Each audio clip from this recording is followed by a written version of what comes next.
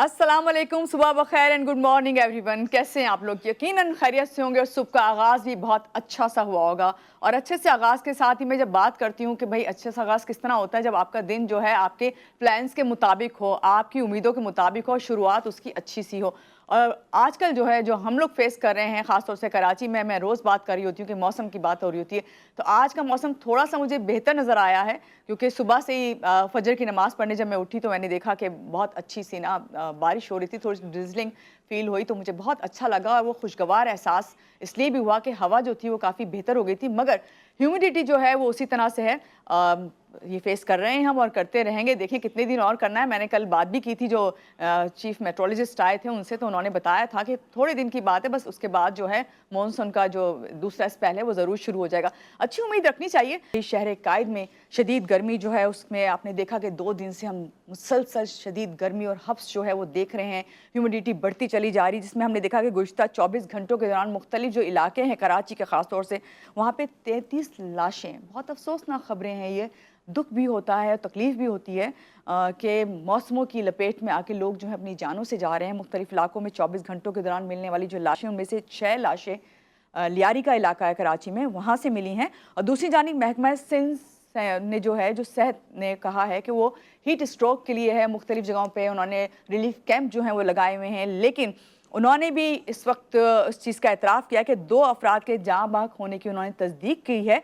महकमा सिंध के मुताबिक 17 जुलाई को सरकारी अस्पतालों में हीट स्ट्रोक के 49 केसेस रिपोर्ट हुए। जिन्ना अस्पताल में 3, सिविल अस्पताल में 22, सिंध गवर्नमेंट अस्पताल याकताबाद में 22 और न्यू कराची अस्पताल में 2 केसेस जो हैं रिपोर्ट किए गए। और मुझे अच्छे से याद है कि जो 10 मुहर्रम था तो उस दिन जो जुलूस था उसमें भी हैं 200 लोगों को कहा गया कि हीट स्ट्रोक हुआ, जिसकी वजह से हॉस्पिटल्स जो हैं वो गए और हॉस्पिटलों में बहुत मुश्किल हो गई डॉक्टर्स को उनको फर्स्ट एड देने में। और ये तमाम इंतजामात जो हैं किस तरह चल रहे हैं और अब जो सूरत हाल है उस सब पे इस वक्त मैं बात करूँगी।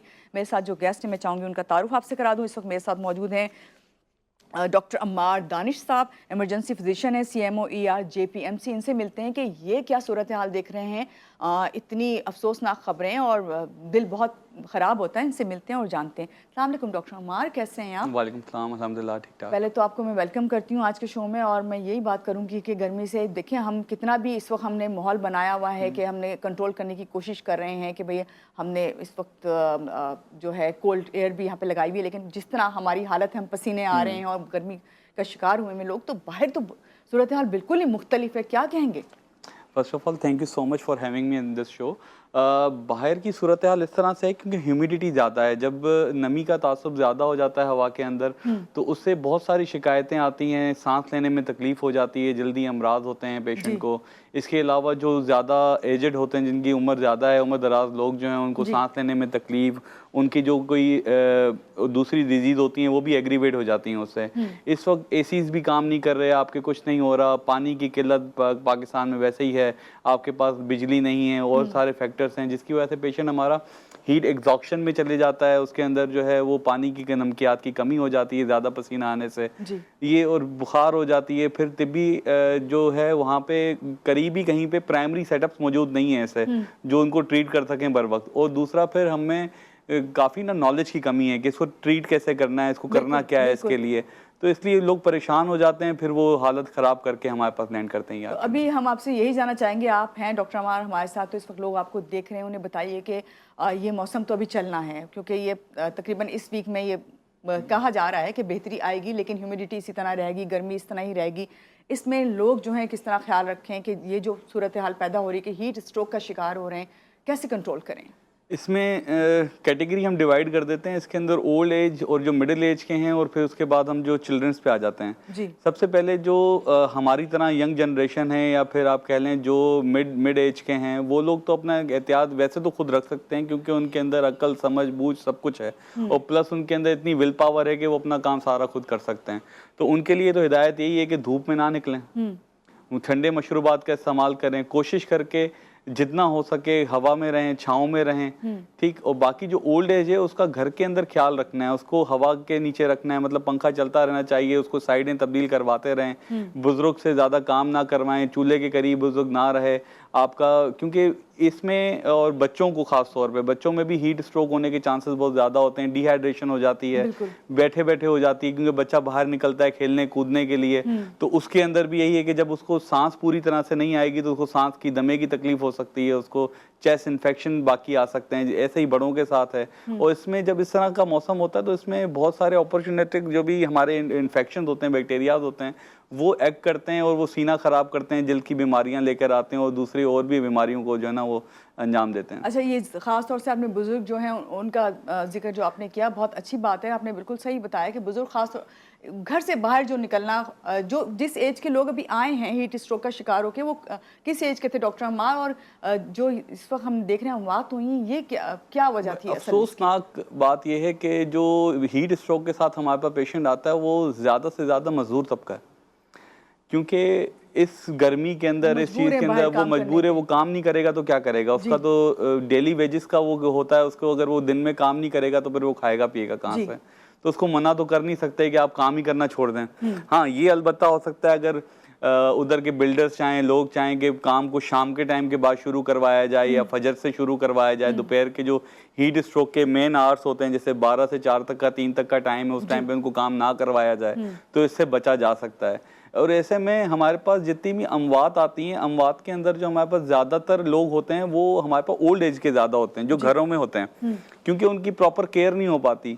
और इलेक्ट्रोलाइट की चीज़ें लेना, ORS खरीदना पहले तो आसान होता था, लेकिन अब मुल्क की हालात की वजह से, इस महंगाई की वजह से अब चीज़ें खरीदना अफोर्ड हर कोई बंदा नहीं कर सकता। जहाँ पे बिजली के बिल्स हैं आपके पास, बाकी और बिल्स आ रहे हैं, तो दवाइयाँ खरीदना इम्पॉसिबल हो गया। डॉक्टर अम्मार, फिर फर्स्ट एड क्या करें? घर में बुजुर्ग तो हैं, हर घर में कोई ना कोई बुजुर्ग है, और फिर उनके लिए फर्स्ट एड फिर क्या करें जब आप ORS भी आपके पास नहीं है और आप फिर हर चीज़ में महंगाई हो गई है, तो क्या फर्स्ट एड दे सकते हैं फौरी जो बुजुर्ग हैं उनको? ऐसा कोई भी पेशेंट जो आपको हीट स्ट्रोक का लग रहा है, या जिसको हाइपरथर्मिया या बुखार बहुत तेज़ हो गई, या सांस का प्रॉब्लम फौरी तौर पे आ गया बुखार के साथ, और आपको लग रहा है उसकी तबीयत ज़्यादा ख़राब हो रही है, तो आप उसके लिए उसके ठंडे पानी का इस्तेमाल उसका ज़्यादा करवाएं, ठंड में रखें उसको, बर्फ़ से उसके जो है बगलों में, एक्जिला के अंदर, आर्मपिट्स में, इसके अलावा आपका इंग्वाइनल एरियाज़ के अंदर कोल्ड पैक्स लगाएं उसको, उसकी स्पंजिंग करें कोल्ड की, जितना भी हो सके ठंडे पानी की उसकी स्पंजिंग करनी है ताकि उसका बुखार उतरे। ये बेसिकली ये ऐसा बुखार होता है, ये दवाई से ज़्यादा आपका पानी, ठंडे पानी से जो ना ज़्यादा जल्दी उतर सकता है, और उससे भी पेशेंट जो है वो ज़्यादा अच्छा बेहतर हो सकता है। अच्छा डॉक्टर साहब, ऐसे कौन से सिम्टम्स हैं जब आप घर में देखें कि मरीज को फौरी जो है आपको हॉस्पिटल पहुँचाना चाहिए? सांस उखड़ जाए, होश में ना हो, ठीक है, इसके अलावा सीना बहुत ज़्यादा ख़राब हो जाए तो आपको फौरी तौर पे लेकर आना है। अच्छा, हीट स्ट्रोक से सबसे पहले क्या अटैक होता है हीट स्ट्रोक? सबसे पहले हीट स्ट्रोक के अंदर आपका जो पेशेंट होता है उसको हाइपरथर्मिया होता है, उसको एक बुखार आती है जो कि बहुत ज़्यादा तेज़ होती है बुखार, जो किसी भी चीज़ से उतर नहीं रही होती है, और पेशेंट अदरवाइज नॉर्मल होता है, वो कहता है कि मैं बस काम करके आया था और अचानक से उसको बुखार आ गई है।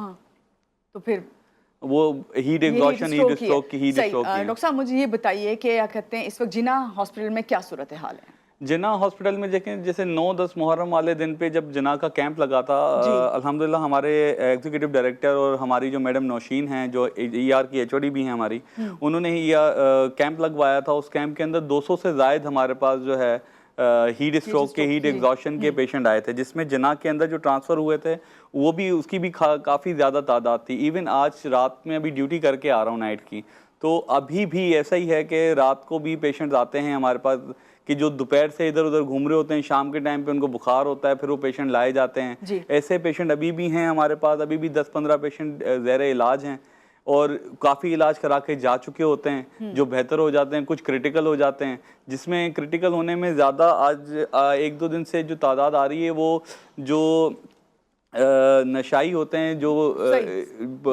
नशे के आदी जो लोग होते हैं, उन लोगों के अंदर ज़्यादा हीट स्ट्रोक जो है इस वक्त पाया जा रहा है, क्योंकि वो खुले आसमान के नीचे कहीं पे ऐसी जगह पे होते हैं जहाँ पे उनको फैसिलिटी कोई भी नहीं होती। बहुत शुक्रिया डॉक्टर अम्मार, आज के प्रोग्राम में आप तशरीफ लाए और आपने टाइम निकाला, जबकि आपने भी बताया कि आप नाइट ड्यूटी करके आ रहे हैं, जी। लेकिन ये वही ड्यूटीज़ हैं, वही फ़राइज़ हैं जो आपने इस प्रोग्राम में आके भी अंजाम दिए हैं, जो लोगों की खिदमत है। बहुत शुक्रिया एक बार फिर से आपका।